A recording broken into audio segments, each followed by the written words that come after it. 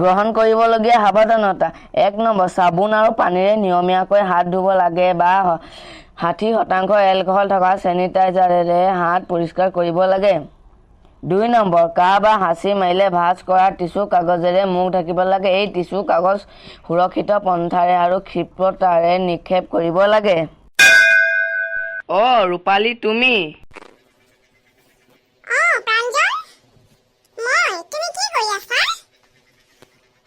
আজৰি সময় যে সেইকাৰণে মই বাহিৰা কিতাপ এখন পঢ়ি আছিলোঁ।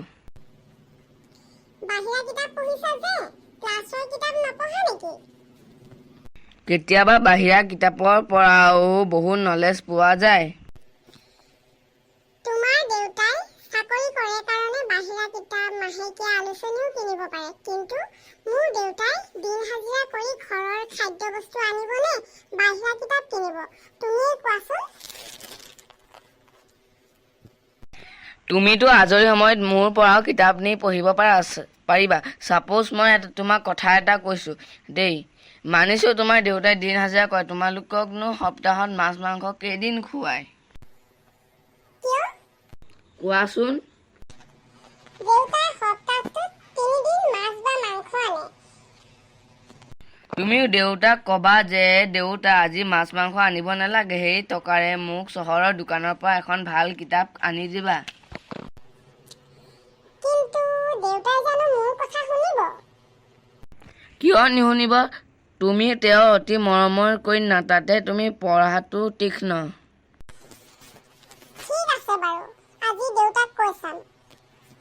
আচলতে কি জানা প্ৰাঞ্জল, মোৰ দেউতাই সদায় দিন হাজিৰা নাপায়।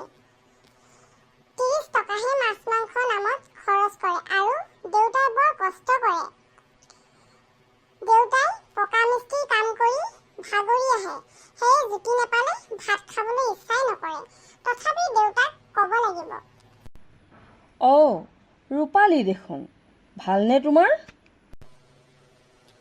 ভালেই, পিছে আপোনাৰ কেনে? মোৰ ভালেই। তোমালোকৰ কথা বতৰাবোৰ শুনি আছিলোঁ ভিতৰৰ পৰাই। প্ৰাঞ্জলে ঠিকেই কৈছে, কেতিয়াবা আমাৰ ঘৰৰ পৰাই বাহিৰা কিতাপ নি পঢ়িব পাৰিবা। হ'ব খুৰী। প্ৰাঞ্জল, যোৱা বছৰ মই চহৰত থকা মাহী ঘৰলৈ গৈছিলোঁ। তাতে এখন আলোচনীত এটা কবিতা পঢ়িছিলোঁ আৰু মোৰ হৃদয়খন চুই গ'ল। লগতে কবিতাটো মনত ৰৈ গ'ল। কবিতাটোৰ কবিজনাৰ নাম কি? নিৰাজিতা কোঁৱৰ চুতীয়া। তোমাৰ কবিতাটো মুখস্থ আছে যদি আবৃত্তি কৰাচোন। কৰিছোঁ ৰ'ব। কবিতাৰ শিৰোনাম আমি অকণি। কবি নিৰাজিতা কোঁৱৰ চুতীয়া। আমি অকণি, সৰ্বতে দেখোঁ শুৱনি। ভাল পাওঁ আমি নাচি বাগি, ভাল পাওঁ আমি খেল ধেমালি। এন্ধাৰ বিনাশী যাম আগুৱাই, জগত পোহৰাই তুলিম আমি। কাৰো বাধা নেমানো আমি, সত্যৰ পথত যাম আমি। প্ৰেৰণাই আমাৰ মূল উৎস, লৈ যোৱা আমাক লক্ষ্যত আগুৱাই। বিশাল সাগৰৰ দৰে মন আমাৰ, মহৎ উদ্দেশ্য হ'ব আমাৰ। অতি সুন্দৰ। এতিয়া কবিতাটোৰ মাজেৰে কবিগৰাকীয়ে কি প্ৰকাশ কৰিছে কোৱাচোন।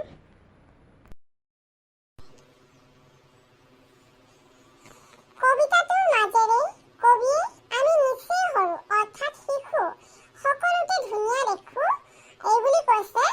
শিশুসকলে যে নাচি বাগি খেল ধেমালি কৰি ভাল পায়। আকৌ কবিয়ে নিজৰ মনৰ ভাৱ প্ৰকাশ কৰি কৈছে যে এন্ধাৰ বিনাশী যাম আগুৱাই, অৰ্থাৎ ঘাত প্ৰতিঘাত বাটৰ কাঁইট বিনাশ কৰি আগুৱাই গৈ পৃথিৱীখন পোহৰাই তুলিব লাগিব। কোনোবাই বাধা দিলেও সেই বাধাক নেওচি সত্যৰ পথত যাব লাগিব। অগ্ৰজজনৰ আই বোপাই প্ৰেৰণাই হৈ আমাৰ জীৱনৰ মূল উৎস আৰু আমাৰ লক্ষ্যত আগুৱাই লৈ যাবলৈ কবিয়ে কৈছে। লগতে আমাৰ মনটো বিশাল সাগৰৰ লগত তুলনা কৰি কৈছে যে আমাৰ উদ্দেশ্যও মহৎ। অতি সুন্দৰ। মই তোমাক আজি এটা পুৰস্কাৰ দিম, ৰ'বা। কাৰণ তুমি কবিতাটো পঢ়া বহুদিন হ'ল, তাতে তোমাৰ মাহীৰ ঘৰতে পঢ়া। তথাপি ইমান সুন্দৰকৈ আবৃত্তি আৰু কবিতাটোৰ মূল ভাৱ ক'ব পাৰিলা, সেইকাৰণেই মই তোমাক আজি সুন্দৰ পুৰস্কাৰ এটা দিম। সঁচাকৈয়ে কবিতাটোৰ জৰিয়তে কবিগৰাকীয়ে বহুত সপোন দেখিছে। লোৱা ৰূপালী। থেংক ইউ খুৰী। মা, মা, আমি পলাশহঁতৰ ঘৰত বগৰী খাবলৈ গৈছিলোঁ। দেউতাকে বাটল গুটিয়ালে আৰু মোৰ পিঠিতে লাগিলে। ৰূপম, তুমি আনৰ বাৰীত বগৰী খাবলৈ হ'লে গিৰিহঁতক সুধিয়ে খাব লাগিব।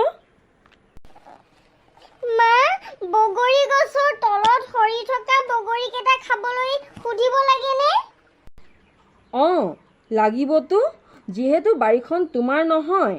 সেইকাৰণে আনৰ বাৰীৰ বস্তু খাবলৈ হ'লেও সুধিব লাগিব, আৰু তুমি যদি নুসুধাকৈ খোৱা তেন্তে তোমাক চোৰ বুলি ক'ব। বুজিলানে মোৰ সোণটো?